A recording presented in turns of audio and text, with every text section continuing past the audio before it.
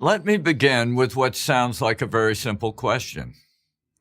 What is the most essential ingredient in wealth creation and economic growth?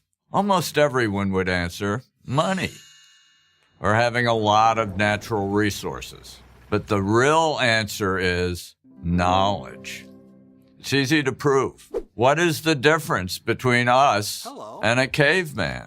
The only difference is that we know a lot more. Biologically, we're the same. The neurons in our brains are the same. The physical world is the same. But our lives are infinitely better.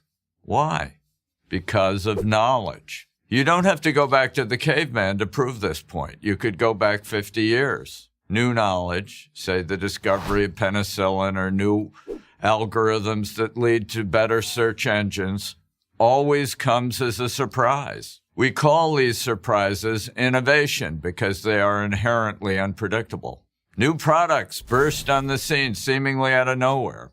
Suddenly, there's electric light or an automobile or an iPhone. Now, of course, these products didn't come from nowhere. They came from the synthesis of accumulated knowledge, which led to these innovations, these surprises. By definition, then, innovation can't be planned. It involves dislocation.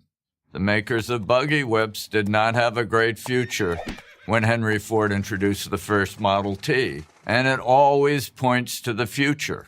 Innovation, new knowledge, leads to not only new products, but new companies and whole new industries. And innovation creates wealth, wealth that is ultimately distributed all through an economy.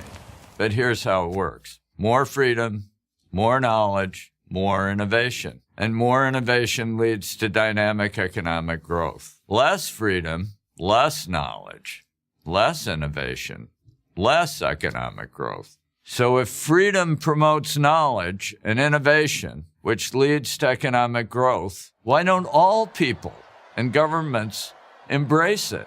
To understand that, we have to return to what I said earlier about innovation being a surprise, being unpredictable. This unpredictability makes many people uncomfortable. Their goal is to eliminate surprise. One finds this in all utopian visions, from communism to socialism, to the belief that through complex insurance packages, bankers could protect themselves from a catastrophic mortgage meltdown. In Europe, with its failing welfare states, and more in the U.S., we see this desire to eliminate surprise in the ever-expanding role played by government.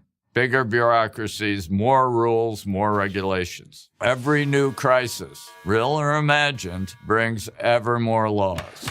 A corrupt energy conglomerate, Enron, implodes in 2001. A year later, the Sarbanes-Oxley Act is passed, adding thousands of new pages of regulations to the Federal Registry. In 2011, the 2,300-page Dodd-Frank Act is written in response to the 2008 financial crisis. It has since grown to more than 8,000 pages. Most of these new regulations simply impede freedom and therefore impede the growth and distribution of knowledge. They divert the entrepreneur's energy and resources away from innovation and toward compliance. They create uncertainty about the future, and they raise the barriers of entry for new entrepreneurs. Ironically, the ones who most benefit from all these regulations are big corporations and their teams of lawyers, lobbyists, and accountants. They're the only ones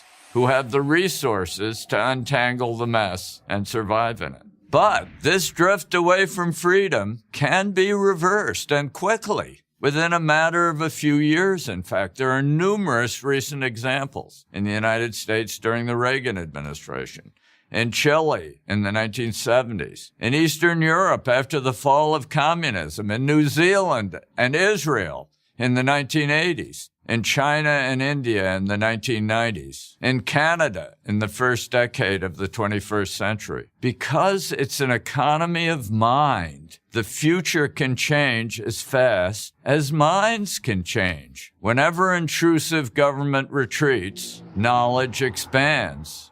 and new prosperity follows. The opportunity for dynamic growth exists not only in the United States, but all over the world, if we're only courageous enough and free enough to seize it.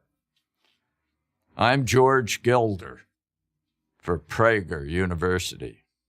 Join Prager University, subscribe to our YouTube channel, and sign up for free at prageru.com.